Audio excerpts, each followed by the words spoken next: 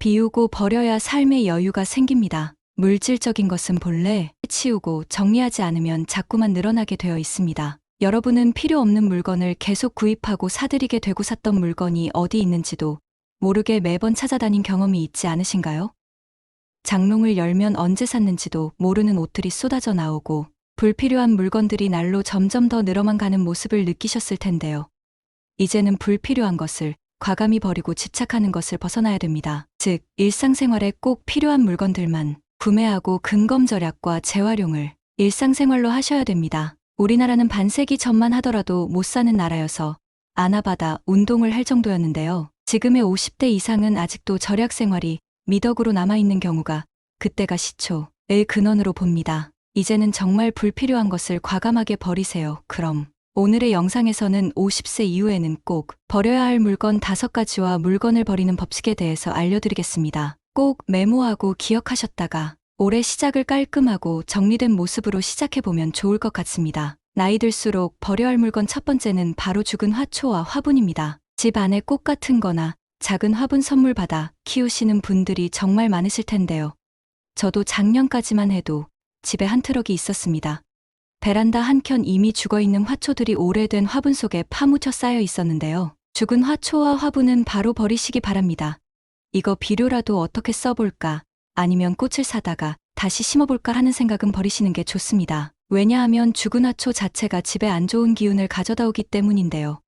이파리가 검정색인 화분을 두는 건 괜찮지만 애초에 뿌리부터 죽은 화초를 집안에 두는 것은 애군을 불러들이기 때문에 꼭 치워야 할 대상 첫 번째라고 볼 수 있습니다. 혹여나 너무 버리기 아까운 화분이라면 사진으로도 찍어서 간직해보세요. 사진을 찍은 다음에는 죽은 뿌리를 바로 뽑아서 쓰레기 봉투에 담아서 꽉 묶어버리세요. 이파리가 죽은 것은 그나마 괜찮지만 뿌리가 죽은 것은 재생 불가입니다. 애군을 물리치기 위해서 과감하게 버리도록 합시다. 그 다음으로는 바로 녹슨 칼과 녹슨 가위 그리고 깨진 거울입니다. 살짝 금이 가서 아까운 거울이나 약간 녹슬어서 나중에 갈아서 다시 써야지 하며 주방의 한켠에 쌓아 두시는 경우가 많을 텐데요. 바로 찾아서 다 버리셔야 합니다. 깨진 거울을 보면 그동안 나한테 쌓인 좋은 기운이 그 깨진 거울에 묻혀 날아가 버립니다. 녹슨 칼이나 가위는 더 말할 것도 없고 게다가 건강에도 정말로 해롭습니다. 녹슨 철 성분이 주방에서 공기 중에 노출되면 떠다니게 되고 코나입으로 흡입하게 됩니다. 요즘은 주방칼이나 주방가위 포털 사이트에서 크게 비싸지도 않습니다. 새로 구매해서 사용하시는 게 건강과 운을 불러들이는 것에도 도움이 되는 행동입니다. 노심초사에 드리는 말씀으로는 장례를 치르고 나서 칼이나 도마 등을 집으로 가져오시는 분도 더럭 있으실 텐데요. 웬만하면 가지고 오지 않고 거기에 두고 오는 게 좋습니다. 다음은 먹지도 않는 담금주입니다. 가끔 친한 지인 집들이에 놀러가게 되면은 거실 벽면을 다 담금주로 도배를 해놓은 경우를 자주 보았는데요. 제 친구도 남편이 뭐만 하면 담금주를 만들어 놓고 좁디 좁은 집에 자리만 차지하게 한다고 원성입니다. 먹지도 않는 담금주는 바로 버리셔야 합니다. 청소기 돌리기도 정말 힘들고 먼지 닦는 것도 정말 일입니다. 오늘 바로 드실 거 아니면 바로 버리세요. 나중에도 절대로 안 먹습니다. 담금주 오래됐다고 해서 더 맛있는 것도 아닙니다.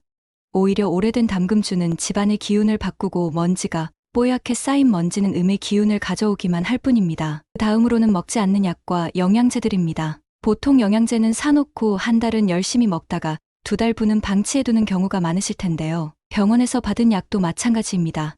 약은 보통 다 복용기간이 있어서 그 기한을 지나면 약의 효능이 떨어지고 오히려 몸에 부작용을 일으킵니다. 나중에 감기 걸리면 먹어야지 하는 약 다 소용없습니다. 영양제도 다 기한이 있기 때문에 오래된 것들은 다 과감없이 버리세요. 먹지 않는 약을 약국에 반납하는 것도 좋은 방법이기도 합니다. 폐기약품은 그냥 버리시면 안 되고 주민센터와 별도의 수거함을 통해서 폐기해야 합니다. 어쨌거나 먹지 않은 약은 바로바로 버리시거나 반납을 하시는 것이 좋습니다. 영양제도 마찬가지입니다. 다음은 신지도 않는 신발입니다. 여러분들도 신발장을 열어보면 신지 않는 신발이 맨 윗칸에 여러 켤레 쌓여져 있으실 텐데요. 한번 확인해 보시고 안 신는 신발은 과감하게 버리도록 하세요. 집을 둘러보면 매번 외출할 때 스치듯이 현관에 자리하고 있어서 자리만 차지하고 있는데요. 당근 마켓에 나눔을 하는 것도 하나의 방법입니다. 신발을 보통 짧게 신는데 매번 사려면 비용이 만만치 않으니까 저는 주기적으로 모아서 나눔도 하고 괜찮아 보이는 것은 당근 거래를 하곤 합니다. 그것도 현명하게 처분했다고 생각이 들기도 하기 때문에 나름 뿌듯하다고 생각합니다. 주변에 물려주거나 둘 곳이 없다면 헌옷수거함 통에 배출하는 것도 좋습니다. 누군가에게로 가서 따뜻하고 편하게 쓰일 수 있으니까요. 만약에 나눔이 아니라 신발을 그냥 버리실 계획이라면 신발 상태를 확인해보고 신발의 기능이 다했거나 밑창이 다 떨어져 나간 신발들은 헌옷수거함에 배출하여도 재분리되어서 버려지기 때문에 종량제 봉투에 넣어 배출하는 게 좋습니다. 이것 말고도 버릴 것은 많지만 그래도 중요한 것들만 요약해서 말씀드렸습니다. 이제 무엇을 버려야 할지 좀 감이 잡히셨나요? 저는 미니멀 라이프가 최고의 라이프 스타일이라고 생각하는데요. 내 집의 반 이상을 버리고 기증하고 그 빈자리에 창문을 통해 쏟아지는 햇살을 봤을 때 그 감동과 평화는 인생에 잊지 못할 순간으로 기억이 됩니다. 사놓고 사용하지 않는 물건, 옷, 주방용품 등 항상 마음을 다잡고 버리자, 또 사지 말자, 불편해도 그 순간만 넘기자라고 다짐을 하곤 하는데 쉽지 않으시죠? 이 모두가 돈인 것 같고 내버리자니 너무 아깝고 또 언제 필요할지 모른다고 생각하는 게 인간의 마음입니다. 저도 마찬가지입니다.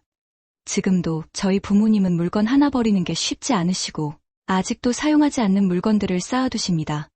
여러분들은 이 영상을 통해서 버리는 것이 오히려 채우는 길이라는 것을 깨달으셨으면 좋겠습니다. 좋은 건 선물로 줘도 되고 옷은 아까우면 새롭게 만들어서 입으면 됩니다. 모 대기업 회장 사무실에는 이런 말이 적혀 있다고 하는데요. 있어서 복인 것보다 없어서 아쉬운 것이 낫다. 욕심을 내려놓고 버릴 줄 알아야 인생에 복이 들어오는 것을 알려주는 글귀입니다. 마지막으로 24년 청룡해를 맞아 새해하면 좋은 행동에 대해서 간략하게 소개해드리고 영상 마치도록 하겠습니다. 영상이 도움되셨다면 구독과 좋아요 부탁드립니다.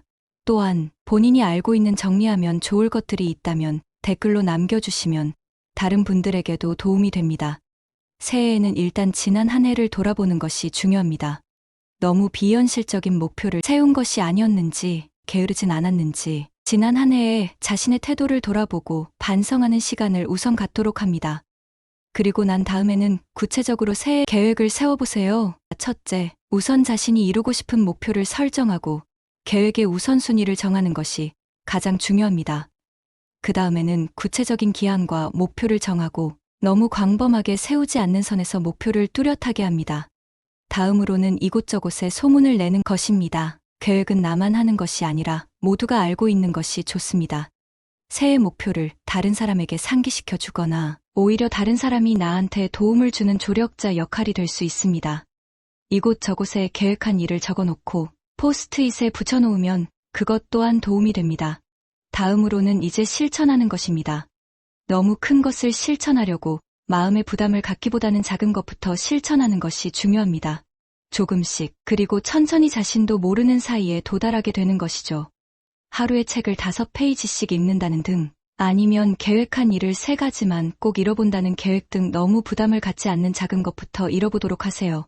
마지막으로는 보상을 꼭 해주도록 합니다. 작은 보상이 동기부여를 낳기 때문인데요. 너무 자신을 가혹하게 몰아붙이기보다는 작은 성공에 대해서 보상을 꼭 해줌으로써 그 다음을 실천할 수 있는 동기부여를 삼아보세요. 그리고 어떤 보상을 줄 것인지 구체적으로 생각해 보도록 하면 더 도움이 됩니다. 2024년 2월은 365일보다 하루 더 많은 366일로 윤년이라고 합니다.